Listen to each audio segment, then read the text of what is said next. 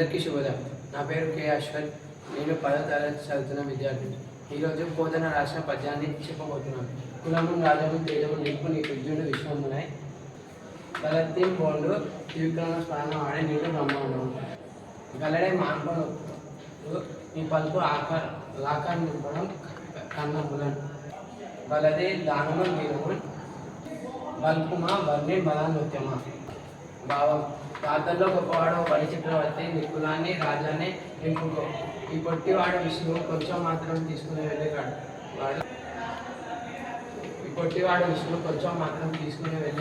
కాదు. 3 అడుగులతో 3 లోకాలని కొలిచే త్రివిక్రమ రూపాన్ని పొందుతాడు. బ్రహ్మాండం అంతా నిండిపోతాడు. ఇతరుని నీ ఎవరన్నా ఆపగలరా? నా మాట విని దానము వద్దు, దీనము వద్దు, ఈ బ్రహ్మచారిని పంపించు అని శుక్రాచార్యుడు బలి చక్రవర్తితో అని అన్నాడు. ధన్యవాదాలు.